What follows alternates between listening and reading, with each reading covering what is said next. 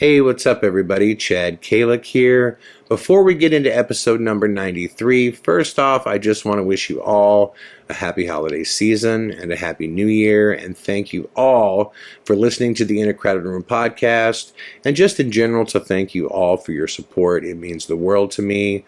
Also, if you click the link below in the description box, you will be taken to our holiday specials page, which every year at this time we offer 5 deals that we think are great deals that we think you guys will all enjoy, and we price them anywhere from 30 to 50% off of the usual price that they're offered for. These deals include all 17 films of mine, my entire Vimeo on-demand catalog for rent between now and January 1st for less than $3 a film. Also, the American Ghost Hunter and a Blood Red Sky special podcast series packaged together for an incredibly low price, and much more. So click the link below to check it out. I think you guys will like what we have to offer there. And once again, thank you all for your support. Thank you for listening to the In a Crowded Room podcast, and happy holidays. Enjoy episode number 93.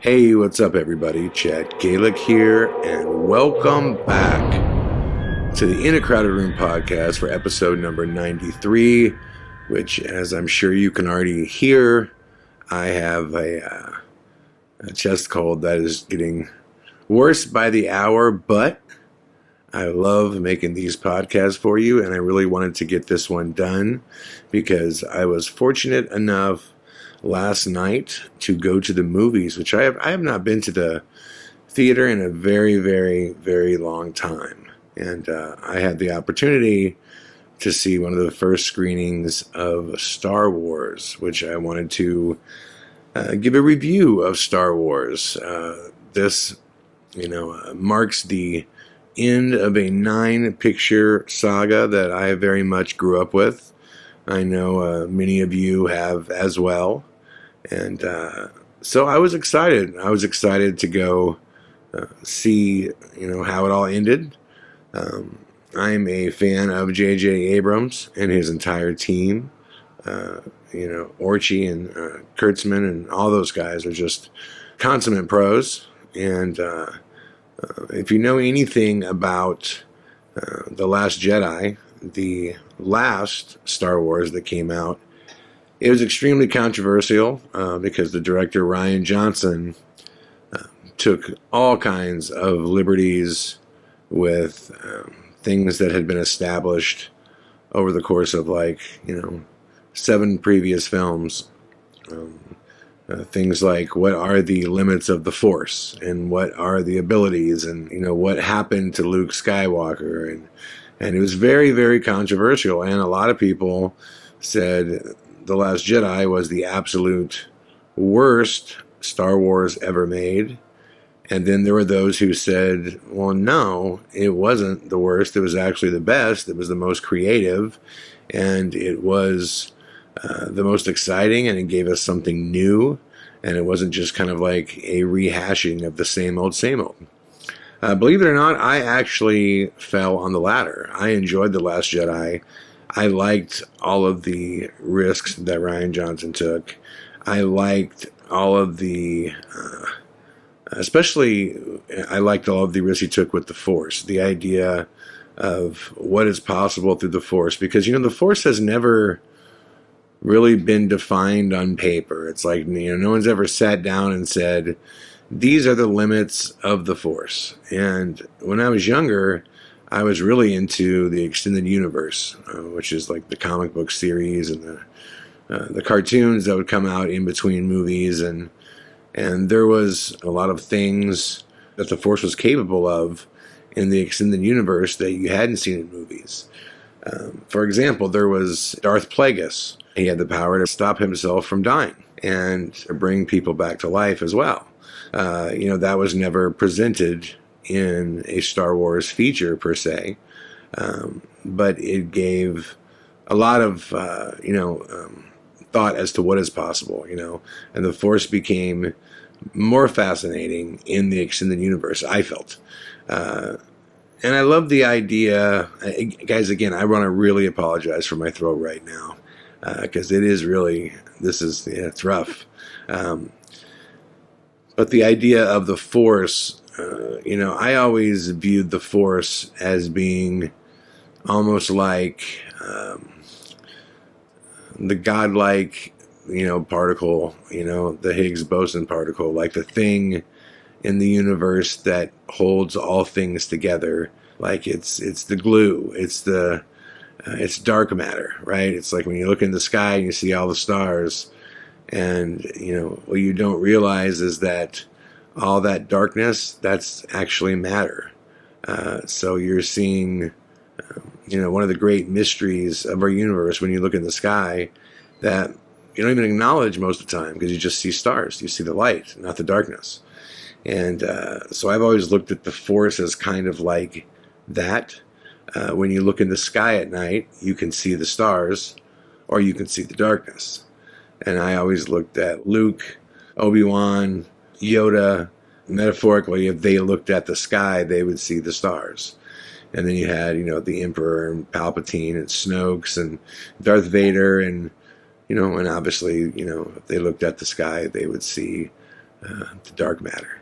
And I love this traditional battle between good and evil. I think in all great epic stories and in epic storytelling, there is a fundamental battle between good and evil.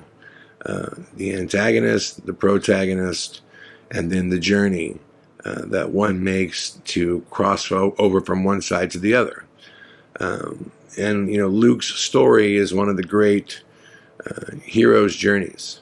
And in The Last Jedi, it kind of got cut short and became confusing, and I understood why people were upset with it.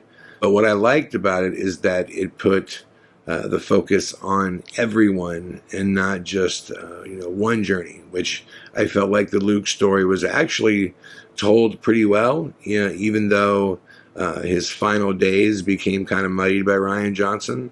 I felt like that there needed to be a bigger story, a new story, especially for today's kids. And the story between Rey and Kylo Ren, I thought was awesome. And I hoped going into this this final Rise of Skywalker that we would see more of the Rey and Kylo Ren story, which we did. So having said that, let's get into it. And straight up, this is definitely going to be a spoiler review. So if you haven't seen it yet and you're planning on seeing it and you don't want any spoilers, you definitely want to listen to this after you've seen the film, because there's definitely going to be a lot of spoilers here. Now, I'm not going to walk through every scene of the movie because it's a 2-hour and 40-minute movie, and I don't want this to become like some hour-long review or anything. But what I will do is list the things that I had problems with, and then I'll list out the things I thought the Rise of Skywalker did really well, and then I'll give you my overall review at the end. So I did have a problem with the opening a little bit. Right when I saw it, I knew Star Wars, hardcore fans were going to have a huge problem with this. But General Snoke was killed by Kylo Ren in The Last Jedi, and that left a huge kind of plot hole, because Palpatine had been killed in the past. Now Snoke was killed. So it didn't leave anybody to be the Emperor. There was no leader of the dark side of the Force. So the first Chiron, the first screen that comes up, which is, that's a screen where there's all the flat gold lettering that, basically explains what's going on. It just starts out and basically says, oh, Palpatine's back. And, there's a rumor that Palpatine exists, and he exists through the cloning technology. And the Clone Wars were a very real thing, obviously, in Star Wars. But it doesn't really say how he was able to clone himself when he was killed. It doesn't say who brought him back, like none of that stuff. Just there's rumors to the galaxy that Palpatine exists somewhere. And I knew right away fans would like lose their mind over that shit because, like I said, this major thing, this, leader of the dark side, if you will, who's already dead and, has been killed, is suddenly just back through a sliding Chiron with no scenes, no anything, just he's back. And he was cloned. And no real explanation as to how that happened. I thought that was some pretty fucking weak writing. I mean, at least give me more in the paragraph and tell me something like, who knows, in anticipation of the potential of Palpatine or Snoke's one day falling, their DNA was set aside, so that one day this cloning procedure, you know what I mean? Anything, just something. Rather than, dude's back, Palpatine's back, get ready. It just seemed like a big old shortcut. It really did. Now, when it comes to the pacing of the movie, I'm a huge believer that contrast creates emotion. Meaning that if, say this was a film about race cars, if for the first 30 minutes of the film, it's just these insane race car scenes for 30 minutes with buzzing engines just blaring. And, after about 5 minutes of it, it's going to start to lose its impact because it's just too much for too long and it becomes like sensory overload. The first 20 minutes of this film is very much like that. It's just Kylo Ren just ripping everybody to death and murdering everyone. And Kylo Ren is played by Adam Driver, his character, Han Solo's son, Han and General Leia's son. Who's actually Ben Solo would be his real name. But Kylo is basically looking for Rey, and he's traveling through the galaxy and killing anyone and anything that is in his way. And on the flip side, we see Rey basically, running from him, and they're looking for, I don't want to give that away, but basically he's hunting her. And they're also setting up a lot of different things from The Last Jedi that they've got to address later on in the film. And I felt bad for J.J. Abrams at this point because the first 20 minutes of the film was clearly in response to the things that Rian Johnson did in The Last Jedi that he had to undo in The Rise of Skywalker because he was really trying to make the fans happy. And people knew that. They knew that's why they went back to Abrams, is that Abrams is a people pleaser. He is a very much a traditional Spielberg storyteller type of filmmaker, which is great. And I felt like it was the right call. That's who needed to do this last film. But it is a fever pitch. It just starts, and the first 20, 30 minutes, it's just going so fast and so hard, and so there's so many battle scenes, and it's all visually just mind-blowing shit. I mean, it really is. The visuals are incredible. And there's new characters that are introduced, but they're all introduced so quickly that you don't really get to sink your teeth into them. And you want to, because some of them are hilarious. But it's just, it's super fast. It's just so fast. And that kind of bothered me, because when it finally slows down, and it doesn't slow down for long, you got to go through this 20, 30 minutes of just, like I said, just war and battle, to the point where it's just, you're almost numb to it, before you finally get back to the heart of this entire story, which it's all really about, Rey and Kylo Ren, who are, Rey's parents, And will Kylo Ren turn Rey, to the good side, or will, Kylo Ren, will Rey turn Kylo Ren to the good side, or will Kylo Ren, bring Rey to the dark side? And that's really at the heart of all of this. And I felt like it took way too long to get there.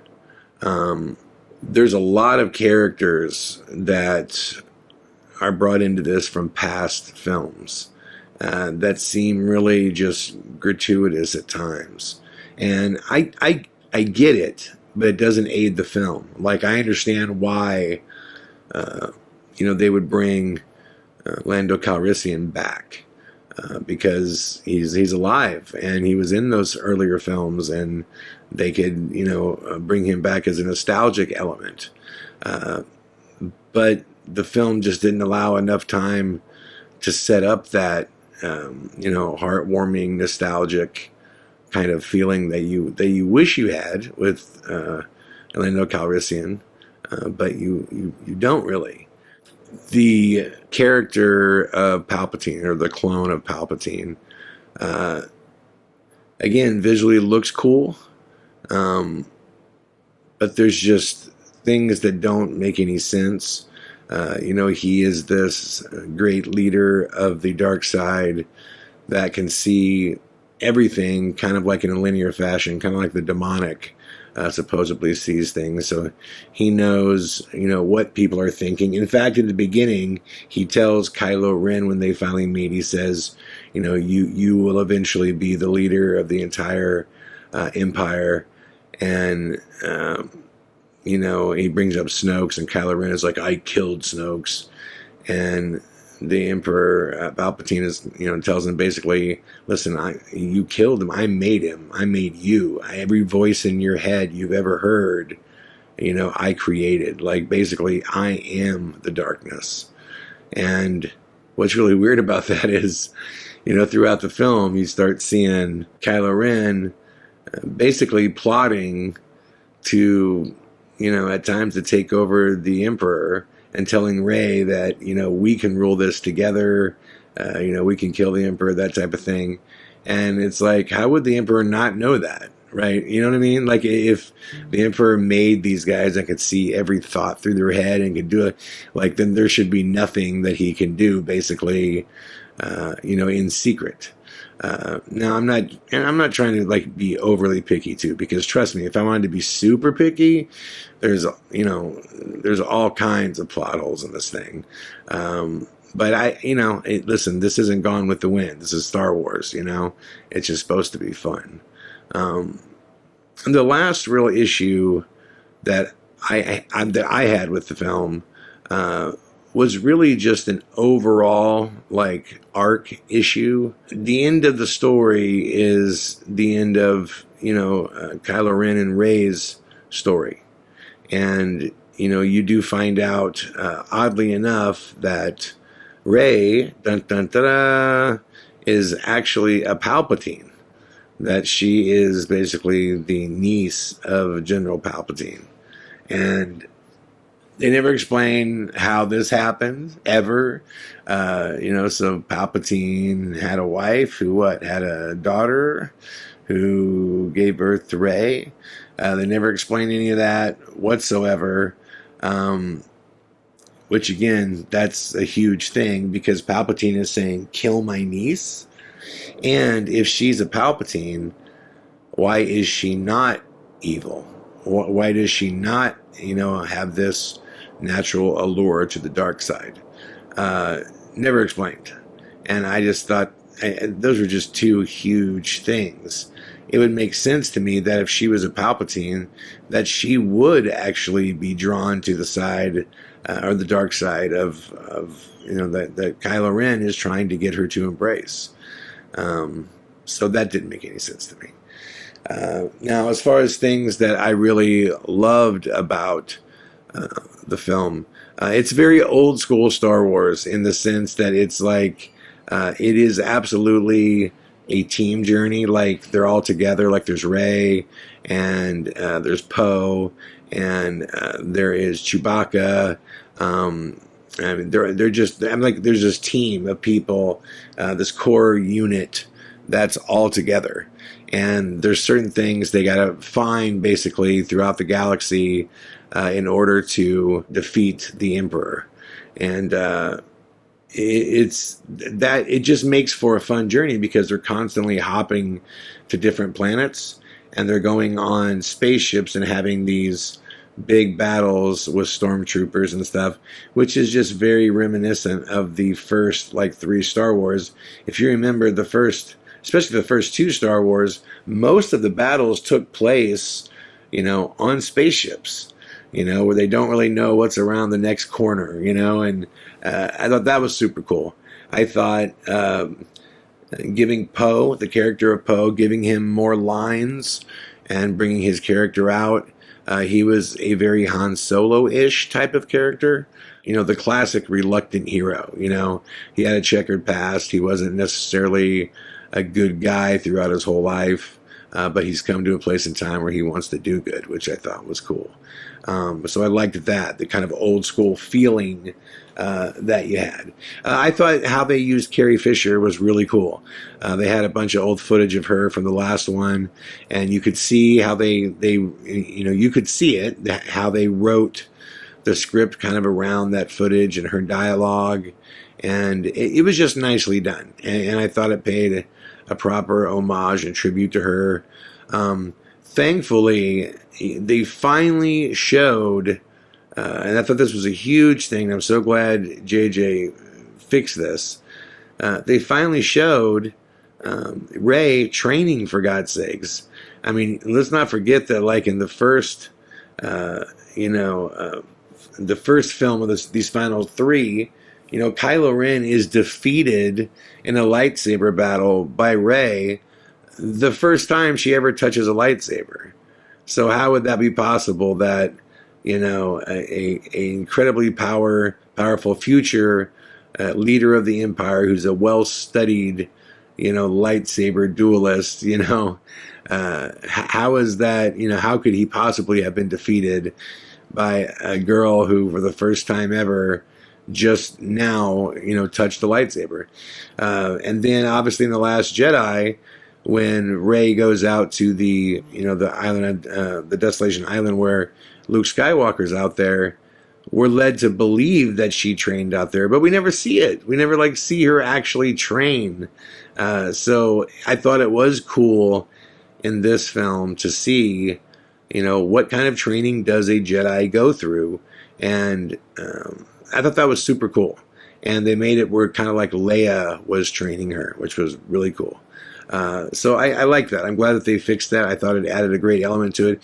And I thought it also added a proper and fitting homage to Luke Skywalker, because his, once these Jedis die, their ghost or their spirit is still around. So he was still around, per se, when Rey was doing her training.